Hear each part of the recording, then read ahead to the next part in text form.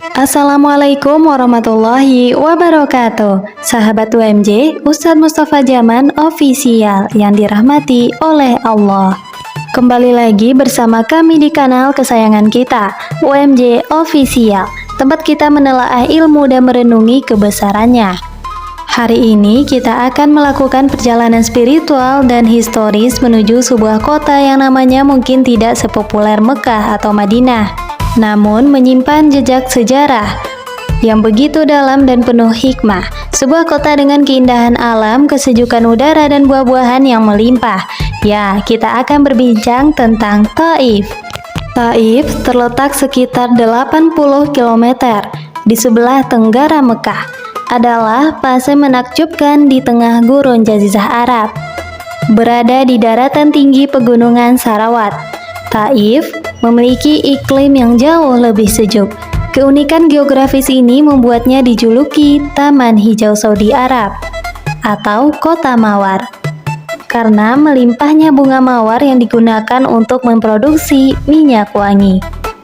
Namun, Taif bukan hanya tentang keindahan alamnya. Lebih dari itu, Taif adalah saksi bisu salah satu fase terberat dalam dakwah Rasulullah Shallallahu Alaihi Wasallam. Perjalanan ke Taif adalah ujian keimanan dan kesabaran yang luar biasa. Allah Subhanahu wa Ta'ala berfirman dalam Al-Quran, "Apakah manusia itu mengira bahwa mereka dibiarkan mengatakan, 'Kami telah beriman,' sedang mereka tidak diuji lagi? Dan sesungguhnya kami telah menguji orang-orang yang sebelum mereka, maka sesungguhnya Allah mengetahui orang-orang yang benar, dan sesungguhnya Dia mengetahui orang-orang yang dusta." Al-Quran Surah Al-Ankabut ayat 2-3. Sebelum Islam, Taif adalah pusat penyembahan berhala, latta, dan kota perdagangan makmur. Ketika dakwah Rasulullah Shallallahu Alaihi Wasallam di Mekah semakin mendapatkan penolakan, terutama setelah wafatnya Abu Thalib dan Sayyidah Khadijah radhiyallahu anha, yang dikenal sebagai tahun kesedihan, Rasulullah mencari tempat baru untuk menyebarkan risalah tauhid. Pada tahun ke-10 kenabian, Rasulullah Shallallahu Alaihi Wasallam berangkat menuju Taif, ditemani oleh Zaid bin Harits. Beliau berharap penduduk Taif, khususnya para pemuka, mau menerima Islam. Namun apa yang terjadi sungguh di luar dugaan. Penduduk Taif alih-alih menyambut beliau justru menolak dakwah dengan sangat kasar. Mereka menghina, mengolok-olok, bahkan mengerahkan anak-anak dan budak untuk melempar beliau. Darah mengalir dari kaki mulia Rasulullah Shallallahu Alaihi Wasallam. Zaid bin Haritha berusaha melindungi beliau, namun keduanya terluka parah. Momen ini adalah salah satu yang paling menyakitkan dalam sejarah dakwah Islam, menunjukkan betapa besar pengorbanan beliau demi tegaknya agama Allah. Dalam keadaan terluka dan sedih, Rasulullah Shallallahu Alaihi Wasallam akhirnya berlindung di sebuah kebun anggur. Di sanalah, dalam keadaan hati yang remuk, redam, namun penuh tawakal, beliau memanjatkan sebuah doa yang begitu menyentuh. Doa yang menunjukkan puncak kesabaran dan ketaatan seorang hamba kepada Rabb-Nya. "Ya Allah, kepadamu aku tundukkan kelemahanku, kekurangan daya upayaku, kehinaanku di mata manusia. Wahai Zat yang maha pengasih dari segala pengasih, Engkau adalah Tuhan orang-orang yang lemah. Engkau adalah Tuhanku. Kepada siapa Engkau serahkan diriku ini? Kepada orang yang jauh, yang berwajah masam terhadapku, ataukah kepada musuh yang menguasai urusanku? Bila Engkau tidak murka kepadaku, aku tidak peduli. Hanya saja keselamatan darimu itu lebih luas bagiku. Aku berlindung dengan cahaya wajahmu yang menyinari kegelapan, dan karenanya baik urusan dunia maupun akhirat menjadi baik, agar jangan Engkau turunkan kepadaku kemurkaanmu, atau Engkau timpakan kepadaku kutukanmu. Engkaulah yang berhak menegur hingga Engkau ridho, tiada daya dan tiada kekuatan kecuali denganmu." Subhanallah, doa ini adalah cerminan keteguhan hati beliau. Meskipun telah disakiti, beliau tidak membalas dengan kemarahan, melainkan dengan doa dan tawakal penuh. Allah Subhanahu wa Ta'ala tidak meninggalkan beliau, sebagaimana firman Allah Subhanahu wa Ta'ala, Maka sesungguhnya bersama kesulitan ada kemudahan. Sesungguhnya bersama kesulitan ada kemudahan. Al-Quran Surat Al-Insyirah ayat 5-6. Malaikat Jibril alaihissalam datang kepada beliau, membawa tawaran dari Allah untuk menghancurkan penduduk Taif dengan menjatuhkan 2 gunung di atas mereka.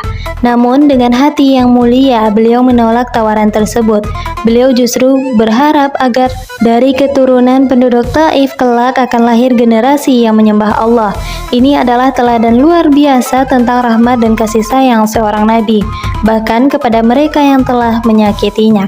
Sebagaimana Rasulullah SAW bersabda, "Sesungguhnya aku diutus hanyalah sebagai rahmat bagi alam semesta." Hadis riwayat Muslim. Seiring waktu, Taif pun menerima cahaya Islam. Setelah Fatu Makkah, penduduk Taif akhirnya memeluk Islam. Sejak saat itu, Taif berkembang menjadi kota yang damai dan makmur di bawah naungan Islam. Ini adalah bukti janji Allah. Hari ini, Taif adalah kota yang berkembang pesat. Ia terkenal dengan penduduk pertaniannya yang melimpah ruah, seperti anggur, delima, dan madu. Taif yang berkualitas tinggi, iklimnya yang sangat sejuk menjadikannya destinasi liburan musim panas yang populer. Kisah perjalanan Rasulullah SAW menyimpan banyak hikmah dan pelajaran berharga bagi kita. Kesabaran dalam berdakwah. Rasulullah menunjukkan ketabahan luar biasa. Ini mengajarkan kita untuk bersabar dalam setiap ujian dakwah dan kehidupan. Tawakal sepenuhnya kepada Allah. Dalam kesulitan, beliau hanya berserah diri kepada Allah, menunjukkan bahwa kekuatan sejati ada pada Zat yang Maha Kuasa. Kasih sayang dan rahmat. Penolakan beliau untuk menghancurkan penduduk Taif adalah bukti nyata keluasan rahmat. Beliau sebagai Nabi rahmatan lil alamin. Meskipun pahit, beliau tetap optimis akan masa depan dakwah dan berprasangka baik kepada takdir Allah. Setelah kepahitan di Taif, Allah memperjalankan beliau dalam Isra Mi'raj. Ini menegaskan janji Allah bahwa setelah kesulitan pasti ada kemudahan. Sahabat UMJ Official yang budiman, Taif adalah monumen sejarah yang mengajarkan kita tentang ketabahan, kesabaran, keikhlasan, dan rahmat dalam berdakwah.